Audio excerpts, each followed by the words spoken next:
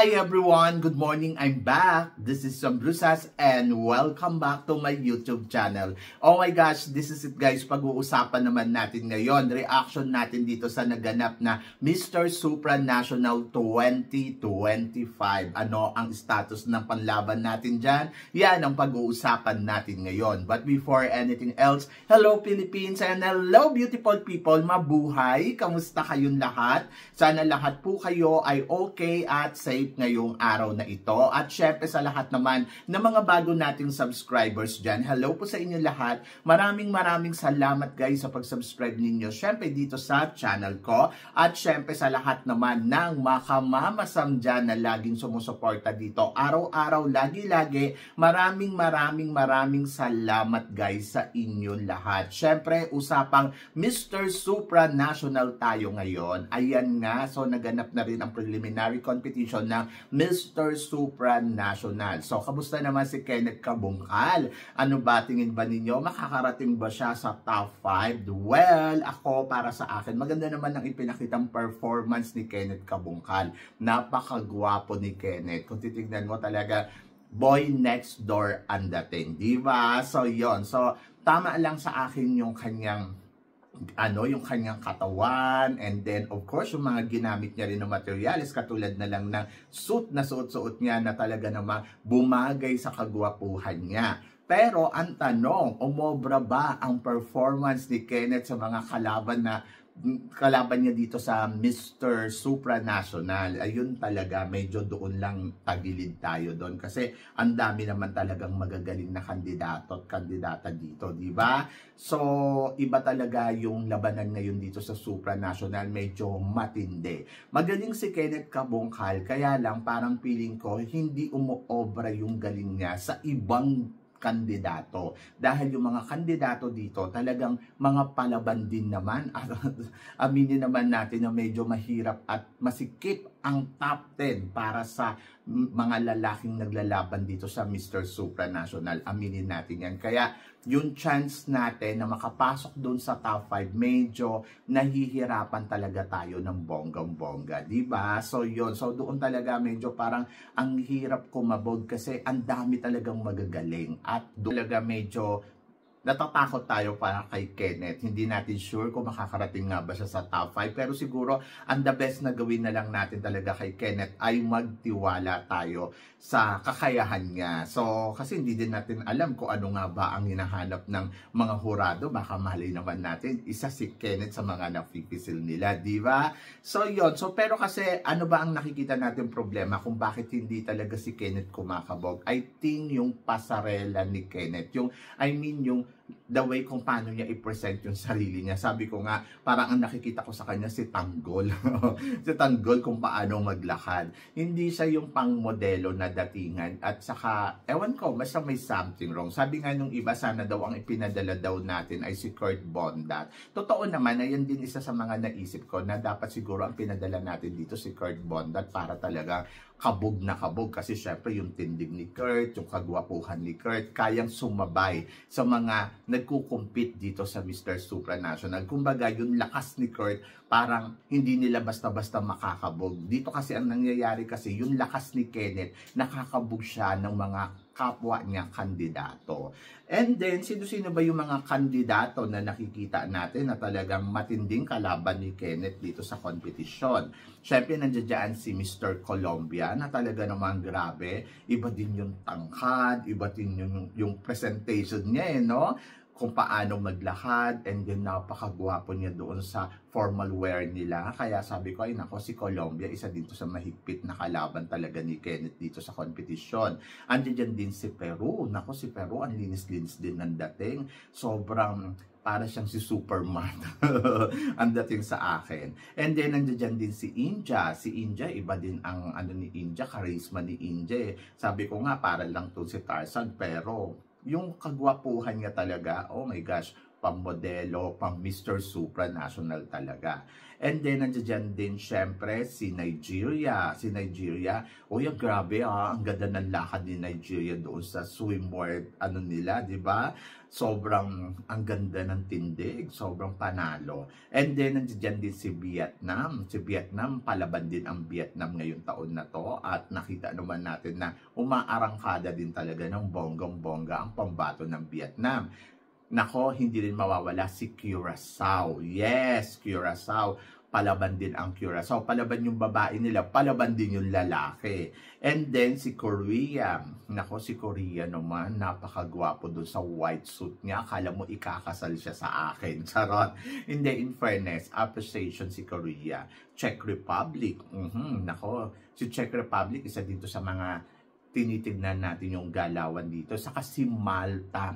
Si Malta, sa totoo lang, siya yung may tuturing kong dark horse sa candidates dito sa Mr. Supranational. Kasi parang hindi siya napag-uusapan, pero possible din na mapunta din kay Malta yung titulo. Kasi ewan ko, basta may charisma siya na parang masasabi mo, wow, ang gwapo.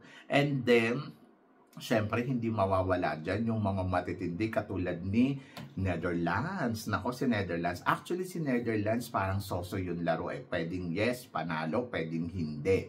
Pero nakikita ko si France, isa to sa mga matinding kalaban talaga ng lahat ng kandidato dito. Kasi yung kumpiyansa ni France na parang no, akin to. Mas tumaas talaga after noong top model. Mas parang yung kumpiyansa niya talaga ay naging buo. And then si Netherlands naman, syempre si Netherlands naman talaga isa to sa mga front runner na nakikita natin dito sa competition. Kaya hindi rin ako nagugulat. Pero si Mexico, my gosh, isa din to sa mga parang feeling ko nako, nakakatakot yung galawan ni Mexico. Mukhang kay Mexico mapupunta yung titulo. Ayan, si Malta, si Mexico, si France, at saka si Netherlands.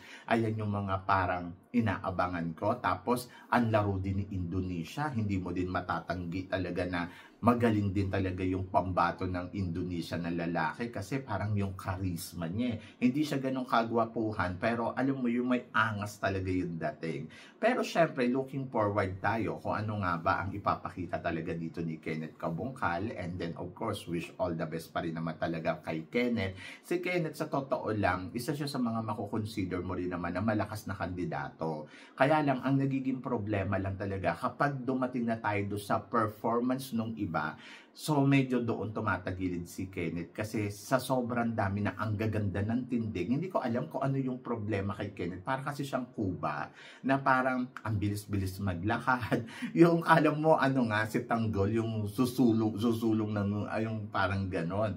So parang may something wrong pero tiwala naman ako sa kagwapuhan niya. Kung kagwapuhan naman ang pag-uusapan, eh, wala tayong problema dyan. So, sa ngayon, na nakikita ko dito kay Kenneth, kaya niyang mag-top 20. Papasok to sa semifinals. Pero hindi ko alam kung sa next round, makakaabot pa ba siya. Kasi nga, tulad din na sinabi ko, kapag nag-swimmer na sila, ang daming magaganda ng tindig. At doon, Diyos ko, parang more than 15 yung masyadong masasabi mo na parang wow, magaling. Pero swerte-swertihan na lang talaga. So kailangan talaga ni Kenneth ng swerte sa gabi ng coronation para makaariba siya ng bonggang-bongga. Sabi ko naman, kapag once na nakapasok to sa top 10, kaya na neto mag top 5 kasi in Q&A, kaya naman niya talagang kumabog. Pero yung materials kasi na ginagamit niya katulad ng suits, maganda para sa akin. Pero hindi ko alam kung para sa hurado, kung isa nga ba siya talaga sa mga napipisil. And then, I wish na sana yung mga huradong nakaupo ay talagang nagugustuhan talaga yung nakikitang performance dito kay Mr. Philippines para makaariba pa tayo ng hanggang sa dulo. So, ang nakikita ko tuloy ngayon sa kanya, parang 50-50 ako para sa top 5, para sa top 10, 50-50 ako dyan. Pero may possibility na makalusot pa rin siya sa top 10. Kaya lang, depende na lang talaga sa magiging laro niya, depende sa execution, depende sa mga kalaban na kung sino nga ba yung mga makikipaglaro talaga sa Coronation Night. Kumbaga parang, sino ba yung mga napili ng judges? Yung mga malalakas ba talaga? Or yung mga hindi natin nakikita na medyo parang downgraded yung galawan. So, hindi natin alam yan, di ba? So, kaya tiwala na lang talaga tayo sa performance na ipapakita at sa mga magaganap na mangyayari sa Coronation Night. So, wish pa rin natin syempre na makarating si Kenneth sa dulo ng competition. Pero for now, nakikita ko top 20 malinaw nandoon tayo. Top 10, 50-50 ako dyan. Pwedeng yes, pumasok, pwede din namang hindi. Hindi ako magugulat kung hindi siya makakapasok. Pero matutuwa ako syempre kapag nakarating siya sa top 10 at pag nakarating yan sa top 10, ayun, makuda na kasi si Kenneth. So parang feeling ko, kaya na ni Kenneth na mailusong yung sarili niya hanggang top 5. So yun, kaya good luck kay Kenneth. Syempre, wish all the best. Ang sa mga napanghihinaan naman ng loob para kay Kenneth Kabungkal, siguro ang the best lang na mapapayo ko ay magtiwala lang tayo sa kakayahan ni Kenneth na kaya niyang maitawid to. So, alam ko nag-aalinlangan kayo pero sana makuha pa rin ni Kenneth yung suporta, di ba? And then, laban lang. So, kayang-kaya natin to. Basta makarating lang yan ng top 10, tuloy-tuloy na yan hanggang top 5. So, yon. So, kayo guys, ano guys ang masasabi ninyo dito sa mga pinag-uusapan natin ngayon? So, tingin nyo ba, makakaariba nga ba si Kenneth ng bonggang-bongga hanggang sa dulo ng competition? So, i-comment below mo yan para malaman ko naman kung sino naman yung mga nakikita mo na possibility manalo ngayon dito sa Mr. Supranational at hindi lang yan. Kung ano nga ba ang mararating ng ating pambato. And then guys, huwag niyong kalimutan na suportahan si Kenneth. So please keep voting para sa Supra Chat vote para sa ating kandidato at kandidata na si Taro Valencia at saka si Kenneth. So yun guys. So please comment below sa mga opinion mo para sa mga pinag-uusapan natin. So maraming salamat. Syempre waiting ako sa mga magiging comments ninyo.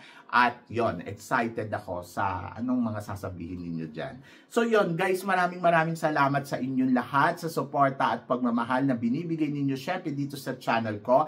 At sa mga hindi pa po nakaka-subscribe, please don't forget to click like and subscribe my channel. At i-click nyo na rin po ang notification bell to more updated syempre sa ating mga chika. Sabi ng ganon, always keep smiling and laban lang. So guys, hanggang dito na lang. Hanggang sa muli nating chikahan. See you tomorrow. Thank you guys.